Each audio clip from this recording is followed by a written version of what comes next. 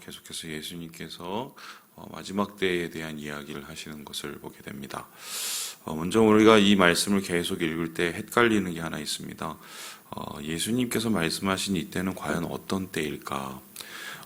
지금의 눈으로 이제 바라보면 이 때는 두 가지로 보입니다. 첫 번째는 예수님께서 그 성전의 얘기를 통해서 시작하셨죠. 그러니까 그 성전이 진짜 무너졌을 때, 그러니까 예루살렘의 멸망, 이스라엘의 멸망의 때를 우리가 볼 수 있습니다. 실제적으로 예루살렘은 반란에 가담을 했다가 서기 70년에 이 로마 군대가 이제 쳐들어와서 소위 말해서 이제 완전히 쑥대밭이 돼버리죠. 돌 위에 돌 하나 남지 않고 예루살렘 성전이 완전히 다 무너져 버리고요. 그리고 그들의 기반이었던 모든 것뿐만 아니라 그들의 조직 체계 이런 모든 것들도 다 완전히 무너져 버립니다. 그리고 난 후에 이제 예루살렘은 소위 말해서 유대인들이 뿔뿔이 흩어져 버리는. 그래서 유대인들의 방랑이 언제부터 시작되었냐? 예수님 돌아가시고 70년 정도 되었을 때, 서기 70년 정도 됐을 때, 그때 이제 소위 말해서 예루살렘과 또한 이스라엘 백성들이 유대인들이 더 이상 살지 못하는 세계 곳곳으로 이제 찢어지게 된 거죠. 그래서 그 이스라엘에 가보면 재밌는 게 있는데, 똑같은 유대인이고 그리고 정통이라고 말하는 유대인들도 복장이 다르신 분들이 많습니다. 어떤 분들은 이제 검은 모자 이렇게 큰 거 쓰신 분이 있고, 어떤 분들은 이제 책모자 쓰신 분들이 있고, 근데 거의 동일하게 이렇게 머리는 여기 옆에 이렇게 한 가닥을 이렇게 양쪽에 해서 따았어요. 이제 정통 유대인이라는 뜻인데, 그 뜻이 이제 뭐냐면 이분들은 일을 안 합니다. 정부에서 먹여 살려요. 뭐만 하느냐? 열심히 율법을 읽고 율법을 행하는 일만 합니다. 그런 분들이 제가 알기로는 전체 인구의 한 15% 넘는다고 저는 얘기 들었어요. 이스라엘은 굉장히 잘 사는 나라죠, 어떻게 보면. 근데 이제 이분들의 복장이 왜 다르냐?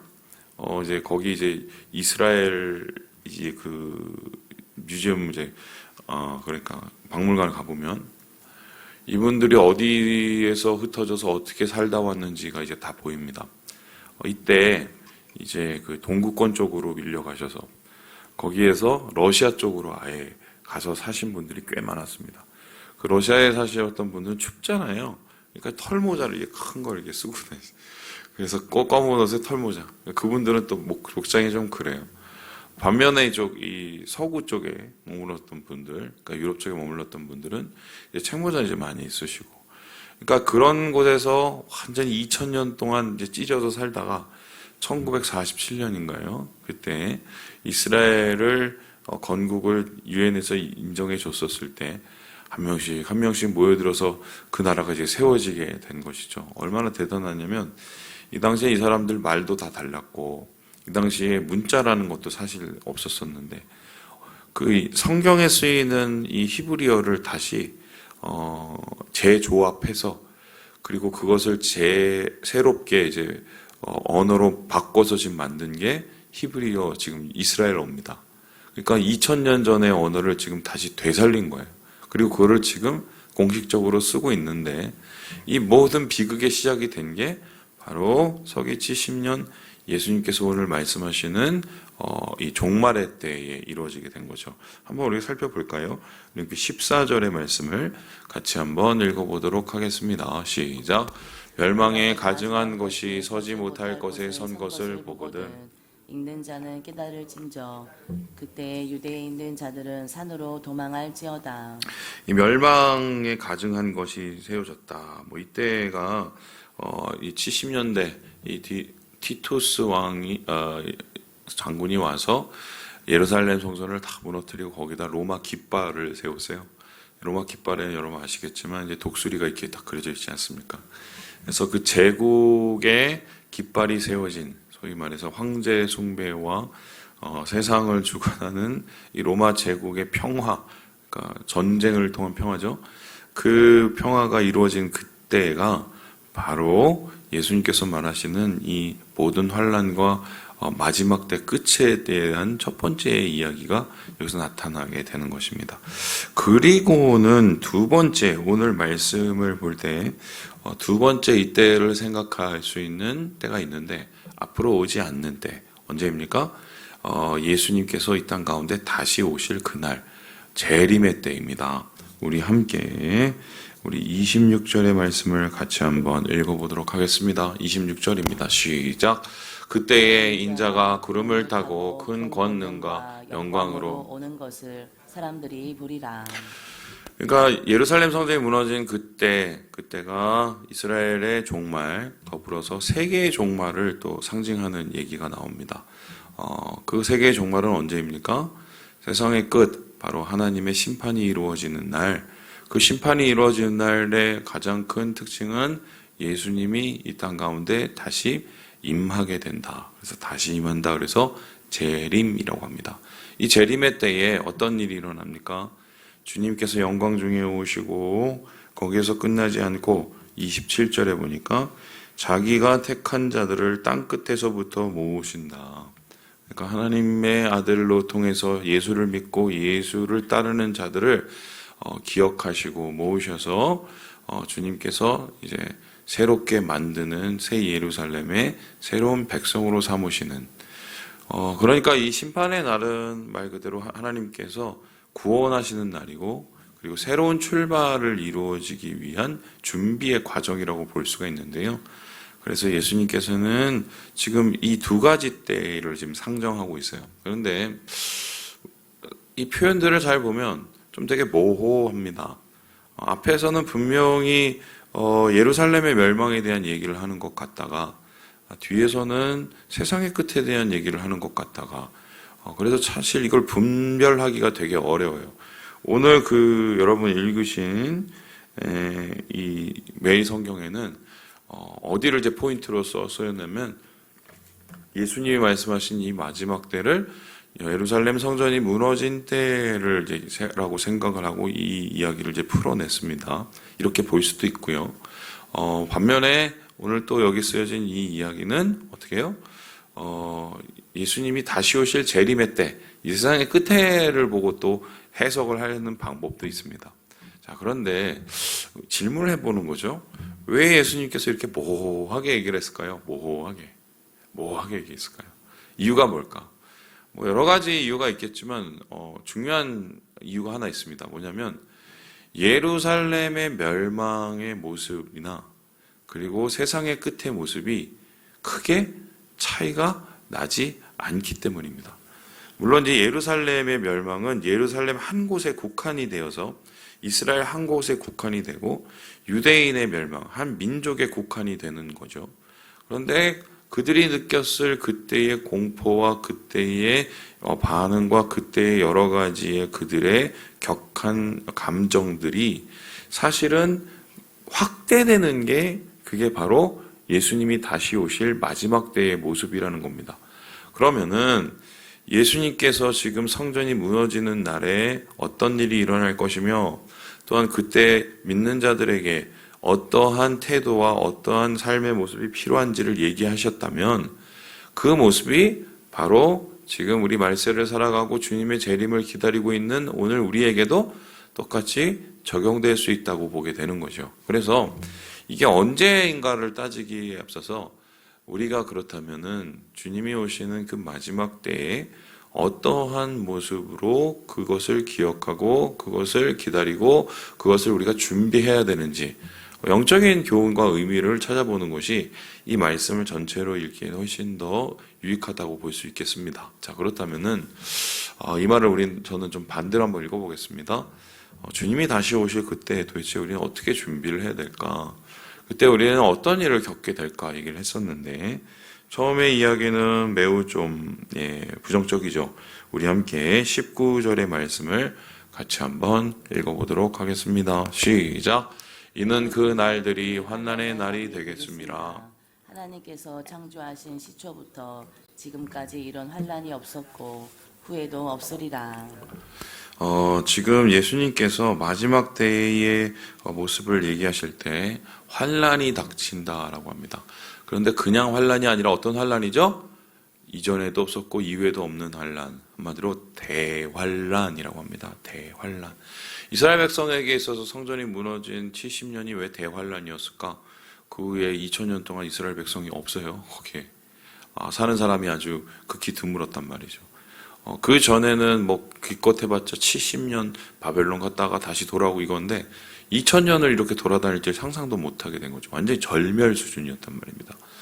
그렇다면 그것을 적용해서 세상의 끝의 모습은 어떠했을까? 이전에 있었던 그러한 환란과는 비교할 수 없는 대환란이 임한다. 그러면 대환란이라는 것은 어떤 것을 뜻합니까? 그러한 규모가 훨씬 크다는 것도 맞겠고, 많은 사람들이 이에 희생을 당한다는 것도 맞겠지만, 이 대환란이라는 것은 끝을 뜻해요. 끝. 그러니까 이전 세계의 완전한 끝, 하나님의 심판의 그 끝을 얘기하는 거죠. 그러면 대환란이라는 것은 어떤 모습이겠습니까? 우리가 이때까지 살아왔고 이때까지 익숙했던 그 모든 것들이 정말 한순간에 날라지고 한순간에 무너지는 모든 것을 뜻하게 되는 겁니다. 여러분, 사실 전쟁을 생각해 보면 끝이죠. 이 전쟁 좋아하시고 전쟁 얘기하시는 분들 정말 정신 나간 분들입니다. 그런 분들의 얘기는 저는 그걸 여야를 막론하고 전쟁에 대한 찬성 내지는 전쟁을 조장하는 얘기를 하시는 분들은 절대 저는 표를 줄 생각이 없어요. 한번 보세요. 우크라이나 한번 보세요. 남아있는 게 있습니까, 지금? 예. 이 전쟁이 지금 2년이 지나도 우리가 보통 맨 처음에 시작했을 때 한 1년 지나면 끝날 줄 알았는데 2년이 지나도 멈춰지질 않고 지금 전문가들에 의하면 10년가량 진행될 수 있다고 얘기를 합니다. 10년 지나면 도대체 몇 명이 죽겠습니까? 그리고 그들의 있는 기존의 기반들과 기존의 사회의 모든 제도 남아나겠어요? 모든 게 다 무너진. 이 전쟁에서 만일에 우크라이나가 이겼다고 한번 해봅시다. 그게 승리인가요? 사람들이 그렇게 많이 죽고 모든 것이 무너진, 물론 지는 것보다 낫겠지만 이건 뭐 상처뿐인 영광. 이 전쟁의 시작을 한번 생각을 해보죠. 한 사람의 탐욕, 그리고 그것에 대한 사람들의 또한 대항, 그리고 결국 그 끝에 뭐가 남습니까? 혐오만 남죠. 지금 이스라엘도 한번 봅시다. 하마스 맨 처음에 얘네들이 질러서 시작된 일이지만 결국 그 끝이 지금 어떤 일이 일어나는지 보시죠. 거의 수십만 지금 희생을 당하고 증오만 남았어요. 증오만. 도대체 이 전쟁을 통해서 뭘 먹고 살려는 거지? 제가 볼 땐 전쟁 통해서 뭘 얻는 사람은 두 사람들이에요. 첫 번째는 무기 파는 사람, 두 번째는 자기의 권력을 유지하고 싶은 사람. 그걸 통해서라도. 여러분, 절대 거기에 속아 넘어가시면 안 돼요. 지금 대환란이 이어진 것은 뭐냐면 아마 세상이 스스로 세워놓은 것들을 스스로의 혐오와 스스로의 미움과 스스로의 모든 것으로 다 허물어버리는, 우리가 보통 그 계시록에 나오는 무기또 전쟁 얘기하죠. 그 무기또 전쟁, 선과 악의 대결이라고 볼 수도 있겠지만 사실 그거는 세상의 모든 증오와 악의 결론입니다. 그게 사실. 그래서 지금 예수님께서는 대환란이 마지막에 이루어지고 있다. 끝이 온다. 끝장이 온다. 사람의 그 악의 끝이 어떻게 되는지를 우리가 보게 될 것이라고 얘기를 하는데 20절에 보니까 이렇게 나옵니다. 주님께서 그때를 감하게 하셨다. 왜냐하면 다 죽으니까. 그래서 이것을 감하게 하셔서 그나마 모든 육체가 파멸되는 것을 막고 자기가 택하신 자들을 위해서 그들을 구원하시기 위해서 이 날들의 날짜를 줄이고 그들을 보호하신다. 이렇게 이야기를 하고 있습니다. 두 번째, 이 마지막 때의 사인이랄까요? 이 사인을 어떻게 우리가 볼까요? 우리 함께 22절의 말씀을 같이 한번 읽어보도록 하겠습니다. 시작. 거짓 그리스도들과 거짓 선지자들이 일어나서 이적과 기사를 행하여 할 수만 있으며 택하신 자들을 미혹하려 하리라. 엄청난 미혹의 쓰나미가 밀려온다. 여기서 말하는 미혹이라는 것은 속이는 거죠. 근데 그 속이는 대상이 누구냐? 세상 사람들은 이미 속아졌고요. 사실 그러한 마지막 때에 속이는 것의 이유는 뭐냐면 택하신 자들을 무너뜨리기 위한 것입니다.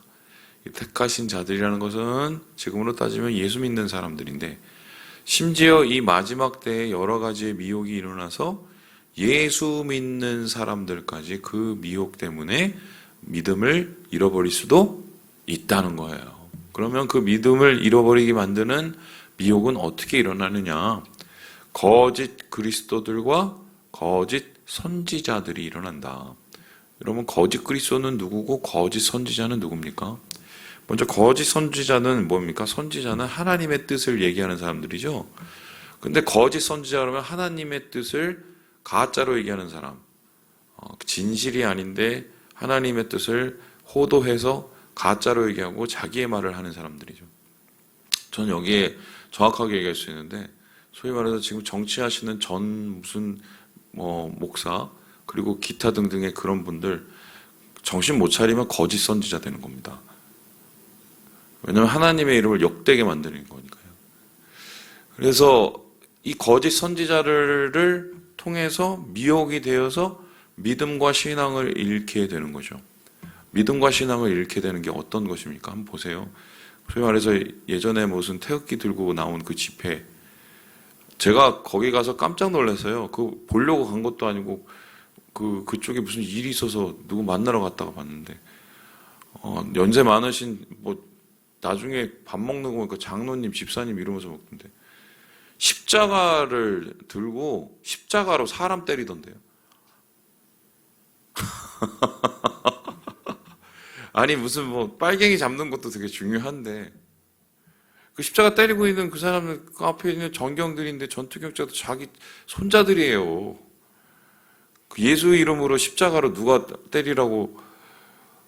결국 그거는 혐오, 복음을 가장한 혐오에 넘어가 버리는 거죠, 사실은. 거짓 선지자들이 그렇게 길을 잃게 만들어요. 그럼 거짓 그리스도라는 것은 무엇입니까? 그리스도는 구원자죠. 그럼 구원자인데 거짓이란 뭐예요? 내가 이거 다 해결해 줄 수 있어. 내가 다 구원해 줄 수 있어. 여러분, 정치인들 중에 이거 다 해결해 줄 것 같이 우리에게 얘기를 하다가 결과적으로 내빼고 나중에 세상을 엉망진창으로 만든 사람들 얼마나 많습니까? 그리고 소위 말해서 구세주인 것처럼 새로운 하나님의 길을 제시하는 소위 사이비 혹은 이단 그 지도자들, 얼마나 수많은 사람들을 거기에 희생시키고 있나요? 신천지 지금 보세요. 지금 20만, 30만이 다 돼가. 그 사람들 어떻게 할 거예요? 저는 아직도 기억하는데, 지지난 교회였어요. 교회 되게 열심히 다니셨는 분이었어요. 목장이라고 그러는데, 목장 활동도 열심히 하시고, 그리고 예배도 열심히 드리시고, 이분이 안 나와요, 오늘부터. 그래서, 왜 안 나오나 해서, 신방을 가라고 해서, 저는 이제 교구가 아니니까, 이제 그 교구 담당이 이제 가서 이제, 하는데 저보고 좀 같이 가줄 수 없냐고 해서 제가 같이 갔어요. 그래서 그분을 만났는데, 2단을 다니시더만요. 그래서 제가 물어봤어요. 왜 거길 가셨냐고, 왜. 그 2단인지 모르고 가셨냐고 그랬더니, 그분이 딱 그 얘기를 하시더라고요. 여기는 깨끗해요. 그러더라고요. 그러니까 지금 무슨 소리냐면, 교회를 몇 군데 다니셨나 봐요. 근데 목사님들이 다 이제 고만고만하게 이상한 짓을 하고, 또 교회에서 또 소위 말해서 안 좋은 이 일들이 많이 벌어지니까 실망을 했겠죠. 실망하지 않습니까, 우리가, 그죠? 이제 그걸 보다가 옆에 사람들이 이제 누가 이제 현혹해 한 거지. 야, 그 교회 다 엉망진창이야. 거기 하나님 계시겠어. 그리고는 끌고 가고 우리한테 한번 와봐. 가니까 이제 별로 겉에 볼 때는 이유가 없고 싸움이 없는 것처럼 보이는 거죠. 싸움이 없죠. 왜입니까? 거기는 독재거든요. 저도 우리 교회에서 제가 독재하면은 아무런 다툼이 없습니다. 독재의 가장 기본적인 건 두 가지예요. 학습시켜서 세뇌시키고, 두 번째는 반대되는 사람 다 쫓으면 그게 독재입니다. 근데 교회는 독재하는 곳입니까? 특히 장로 정치는 독재하는 곳입니까? 아니면 좀 민주적인 곳이에요? 민주적인 곳이에요. 그러면 민주적인 곳은 어떤 곳이에요? 싸워요. 어쩔 수 없이. 싸우는데 하나님 안에서 가장 좋은 방법을 찾기 위해서 기도하면서 그래도 우리가 뭔가를 찾아내는 거죠. 그러니까 이제 이분이 그리고 그렇게 넘어가서 제가 그랬어요. 아니 그게 잘 보셔야 된다고 지금 처음 보시는 거 그거 말고 그리고 문제없는 교회가 어딨냐. 근데 교회는 하나님께서 2000년을 내두신 이유가 뭐겠냐. 이것 가운데 하나님께서 뜻을 그래서 만들어 가시고 교회가 뭔가 좋아지는 거니까 하나님 그런 거 아니겠냐. 안 돼요. 안 돼요. 제가 이제 그걸 보면서 한 가지 그때 배운 게 한 번 미혹이 되면 돌이키기가 되게 어려워요. 되게 어려워요. 되게 어려워요. 그런데 그 미혹시키는 그 사단의 방법을 한번 우리가 볼 필요가 있는데 항상 약한 고리를 건듭니다. 예. 무슨 소리냐? 사자가 이제 뭐 소떼들 있지 않습니까? 그 소떼들을 공격해서 잡아먹어야 되는데 가면 소떼들이 막 이렇게 뭉쳐 있으면 덤벼들질 못해요. 그 뒷발질이 다 맞아 죽거든요. 사자도. 그래서 되게 무서워하거든요. 어떻게 사자가 그 소를 잡아먹는지 아십니까? 꽁거리면서 사자 몇 마리가 그냥 주위를 왁 하면서 막 쫓습니다. 그러면은 얘네들이 그냥 뭉쳐져 있으면 모르겠는데 도망가잖아요. 그럼 도망가면 어떻게 돼요? 약한 놈이 남아요. 천천히 뒤에 쳐지죠. 걔를 덮치죠. 약한 고리를 덮쳐요. 교회 안에서 약한 고리 뿐만 아니라 우리 마음속에 약한 고리. 그 지점을 파고들죠. 그래서 마지막 때에 이러한 미혹과 대환란이 있을 것을 주님께서 얘기하셨기 때문에 그렇다면 여기에서 제일 중요하게 우리가 마지막 때를 어떻게 이겨내야 되느냐. 주님께서는 한 가지 말씀만 하십니다. 우리 함께 23절 읽고 마무리해 보도록 합니다. 23절입니다. 시작. 너희는 삼가라. 내가 이 모든 일을 너희에게 미리 말하였노라. 두 가지를 얘기하죠. 삼가라. 미리 말한 걸 기억하라. 분별과 인내. 마지막 때를 우리가 어떻게 살아가느냐? 분별해야 됩니다. 주님이 말씀하신 것으로 세상을 재단하고 이게 옳은지 그른지를 말씀의 판단 위에서 해야 돼요. 내 판단이 아니라. 그리고 두 번째, 어렵고 힘든 환란이 와도 그것을 우리가 이겨낼 수 있도록 인내해야 돼요. 그러니까 우리가 마지막 때를 살아가는 방법은 결국 두 가지입니다. 분별과 인내. 네, 말씀을 마칩니다. 우리 사랑하는 여러분, 주님 안에서 하나님이 주시는 은혜 잊지 않으시고 주님 오시는 그날 분별과 인내로 잘 견디셔서 상 받으시는 우리 모든 형제 자매들 되시길 주님의 이름으로 축원합니다.